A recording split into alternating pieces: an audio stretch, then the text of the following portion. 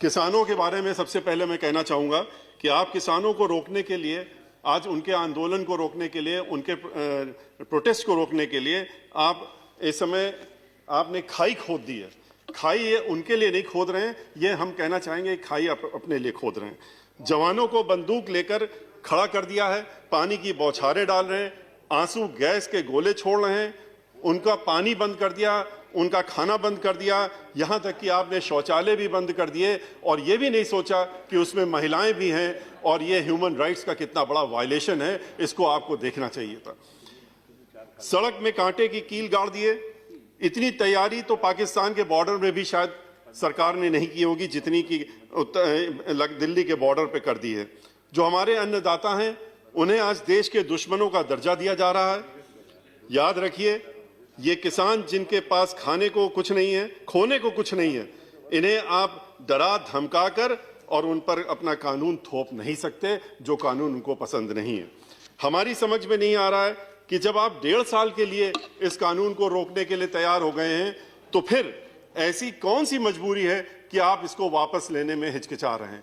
आप 1.5 साल के लिए रोक रहे हैं, आप 3 साल के लिए अनाउंस कर दीजिए कि रोक रहे हैं, तो शायद किसान कहेंगे कि अगले चुनाव के बाद हम देखेंगे कि क्या होने वाला।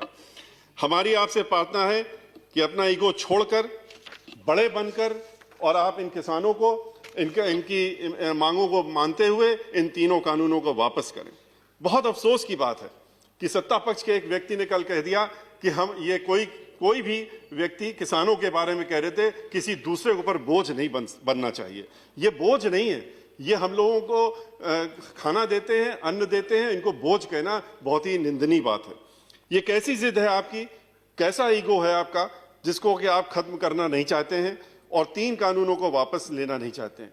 किसान जो हैं वो आप ही के बच्चे हैं, आपके भाई हैं, बहन हैं, माता हैं, पिता हैं, उनको आपने देशद्रोही बना दिया। उनको आपने कह दिया कि ये तो टेररिस्ट हैं और मीडिया के माध्यम से, मीडिया को इस्तेमाल करके, क्योंकि मीडिया भी 10% को छोड़ दीजिए तो बाकी सब जो है इंडस्ट्रियलिस्ट के हाथ में है और उनको आपने उन 10% के ऊपर भी इतनी दहशत फैला रखी है कि मीडिया को आज आपने एक पिंजड़े में बंद तोते की तरह बना दिया है कि जो उसको पढ़ाया जाएगा, जो रटाया जाएगा, वो मीडिया का व्यक्ति वही बोलता रहेगा दिन भर और आपसे भी चाहेगा कि आप यही बोलिए। फार्म इंश्योरेंस पुलिस फोर्स में इनके ही घर के बच्चे रहते हैं जिनको आप आज जवानों को आपने खड़ा कर दिया उनके विरोध में कि आप इनके लिए तैयार रहिए, आंसू गैस लेके तैयार रहिए, गोली लेके तैयार रहिए और इनको जरूरत पड़े तो गोली चलाइए। तो ये उन्हीं के बच्चे उस फोर्स में भर्ती हो रहे हैं और यही जो बच्चे, इन्हीं के बच्चे देश के बॉर्डर्स में भी हम लोगों की सुरक्षा करने के लिए वहां पर तैनात हैं और हमारी आपकी सुरक्षा करते हैं। ये धूप में, बरसात में, कड़कड़ाती ठंड में भी छप्परों में रहकर, खुले आसमान के नीचे बैठकर हमारे लिए अन्न उगाते हैं और जो नुकसान हर वर्ष उसके बाद नुकसान भी होता रहता है उसको सहते रहते हैं और इसीलिए हम शायद इनको अन्नदाता भी कहते हैं। सरकार इन्हें 500 रुपया महीना देकर अपनी पीठ थपथपाती रहती है और कहती है कि हमने इतने 1000 करोड़ रुपए किसानों को दे दिए। 500 रुपया महीना दे करके आप इनको खरीदना चाहते हैं और इनके ऊपर कानून थोपना चाहते हैं। इन 3 कानूनों से किसान को भय लगता है और सही भय लगता है। उनको भय लगता है कि आप इनकी जमीनें हमेशा के लिए इनसे छीन लेंगे। आप जिस तरीके से कुछ चुनिंदा इंडस्ट्रियलिस्ट के हाथों में एक एक चीज को बेच रहे हैं, चाहे रेल हो, तेल हो, गैस हो, जमीन हो, आसमान हो, आपने सब चीजें इनको बेचने का काम, अब तो आपने नदी किनारे पोर्ट्स भी बेचने का काम कर दिया, LIC को बेचने का काम कर दिया। LIC जो जहां पर कि लोगों की लाइफ इंश्योर्ड रहती है उसको भी आपने बेचने का काम तय कर लिया कि इनके हाथ में बेच देंगे। तो ऐसी स्थिति में आज आप बैंक को भी बेचने की तैयारी में आ गए। आपने कह दिया कि हम प्राइवेट बैंक भी और बेच रहे थे, अब आप सरकारी बैंक बेचने की बात कर रहे हैं। जब आप सरकारी बैंक को बेचना चाहते हैं, जिन बैंकों में इन्हीं इंडस्ट्री से घोटाला करके पैसा लेकर के विदेशों की सैर कर रहे हैं, तो किसान भी डर रहा है कि उनका क्या होगा। उनकी जमीन, एक बार जमींदारी एबॉलिशन एक्ट जब 1952 में आया था, जुलाई 1952 में आया था, आज से 70 वर्ष पहले, तो जमींदारी खत्म करके किसानों के हक में पूरे देश में ये कानून लाया गया था और उससे उनको फायदा भी हुआ था। आज आप ठेकेदारी के नाम पे उस जमींदारी को वापस लाना चाहते हैं।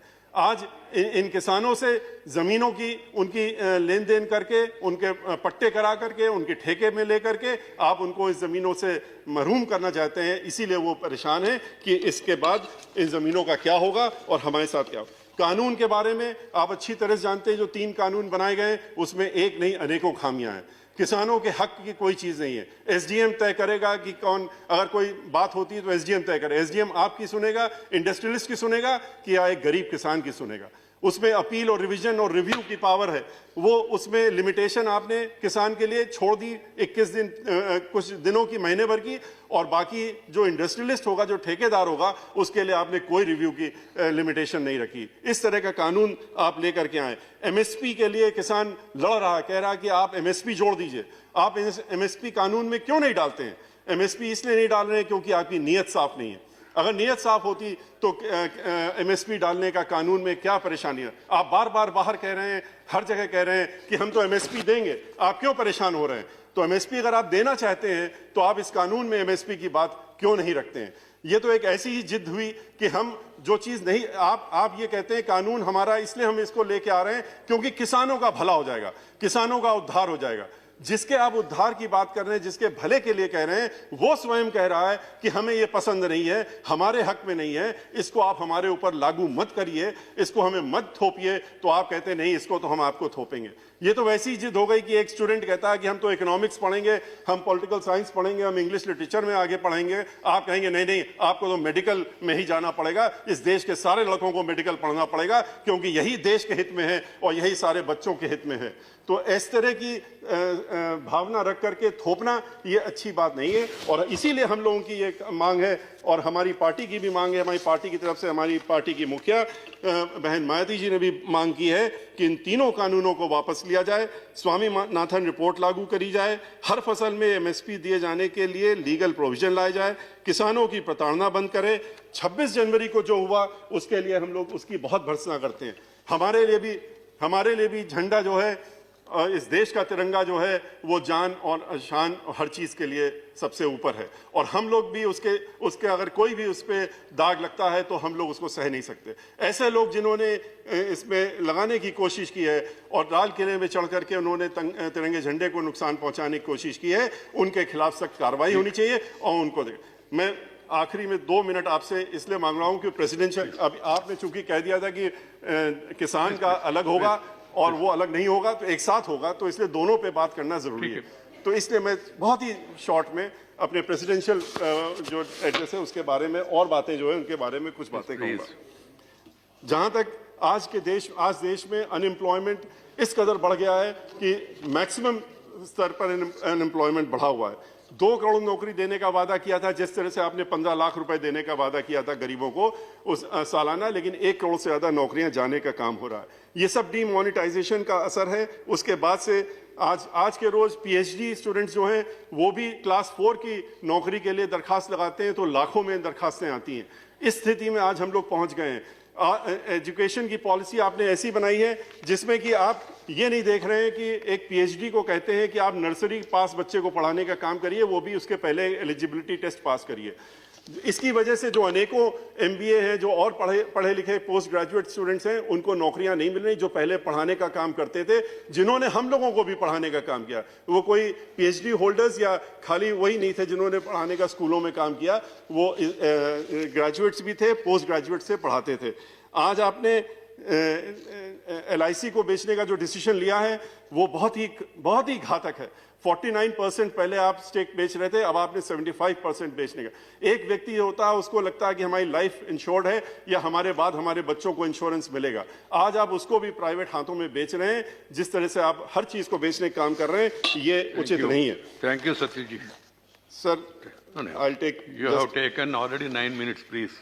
सर 10 मिनट की हमने छूट मांगी थी, 10 मिनट की छूट मांगी थी। अच्छा, हम एक खाली हेल्थ के बारे में बात करके अपनी बात समाप्त करना चाहेंगे। आपने हेल्थ स्कीम के बारे में कहा है, आपने प्रेसिडेंशियल अपनी एड्रेस में ये भी कहा है, माननीय राष्ट्रपति जी ने कहा है कि बहुत सी चीज़ें हम लोग कर रहे हैं, जितने देश में आप बढ़ावा कर रहे हैं वो सब, लेकिन अल्टीमेटली तो प्राइवेट हाथों में ही जाने वाला है।